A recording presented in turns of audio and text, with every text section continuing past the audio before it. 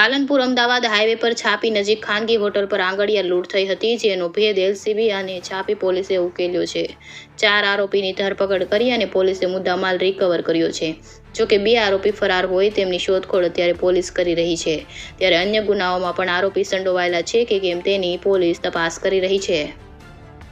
9 જાન્યુઆરીએ પાલનપુર અમદાવાદ હાઈવે પર છાપી નજીક ભરકાવાડા હાઈવે પર ખાનગી હોટલ પર રાજસ્થાન રોડવેજની એસટી બસમાં મુસાફરી કરી રહેલ અમદાવાદના જીઆર એન્ડ કંપનીના આંગળીયા કર્મચારી પાસેથી 21 લાખ ઉપરાંત આંગળીયાનો મુદ્દામાલની લૂંટ થઈ હતી।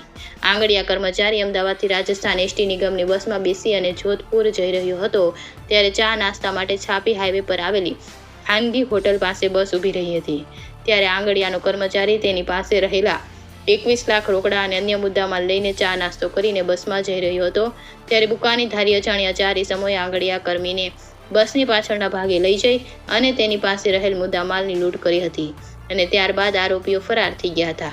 જો કે આ સમગ્ર ઘટના સીસીટીવીમાં કેદ થઈ હતી। ત્યારબાદ છાપી પોલીસ અને એલસીબી અલગ અલગ ટીમો બનાવી આરોપીઓની શોધખોળ હાથ ધરી હતી। હ્યુમન સોર્સ એન્ડ ટેકનિકલ સર્વેલન્સની મદદથી પોલીસે 500 ઉપરાંત સીસીટીવી ચકાસ્યા હતા। અમદાવાદથી લઈને આબુ રોડ સુધી આ સીસીટીવી ચેક કર્યા હતા, જેમાં એક ક્રેટા ગાડી શંકાસ્પદ લાગી હતી અને જેને આધારે પોલીસે આ ક્રેટા ગાડીના માલિક પાસે પહોંચી હતી અને ત્યારબાદ પોલીસને 4 આરોપીની ધરપકડ કરવામાં સફળતા મળી હતી। પોલીસે આંગળીયા લૂંટના આરોપી એવા મહેશ વાદરેજા, સુરેશ ઠાકોર, જયભાસી ચૌહાણ અને ઉત્તમ જયસારામ જગારામને ઝડપી લીધા હતા। જોકે આરોપીઓ પાસેથી 120.170 ગ્રામ સોનું અને અન્ય રોકડ રકમ એમ પોલીસે 16 લાખનો મુદ્દામાલ કબજે કર્યો હતો। જોકે આ ગુનામાં સંડોવાયેલા અન્ય 2 આરોપીઓ અત્યારે ફરાર છે, ત્યારે પોલીસે આ 2 આરોપીની શોધખોળ હાથ ધરી છે અને તમામ મુદ્દામાલ કરીને આંગળીયા પેઢીને સુપરત થાય તેવી કાર્યવાહી હાથ ધરી છે। રિપોર્ટર ભગવાન રાયગોર, કાંકરેજ, બનાસકાંઠા।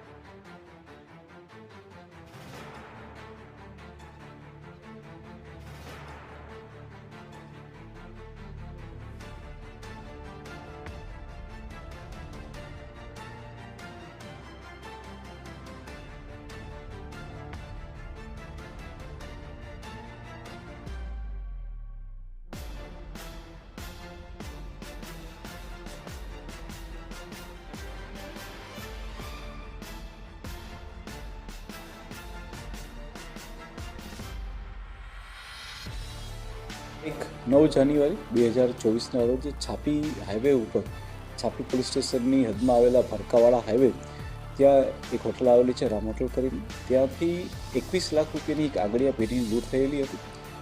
આ વસ્તુની જાણતા થતાં જ અમારા છાપી પોલીસ સ્ટેશનના પીએસઆઈ અને તેમનો સ્ટાફ ઘટના સ્થળે પહોંચી ગયા હતા, જેમાં જોવામાં આવ્યું કે જે આંગળીયા પેઢી હતી તેના કર્મચારી એસટી બસની અંદર સવાર હતા અને ત્યારબાદ જે છે એ તેમની પાસેથી આ થેલો જે પૈસાનો ભરેલો હતો તેની લૂંટ થઈ ગઈ છે।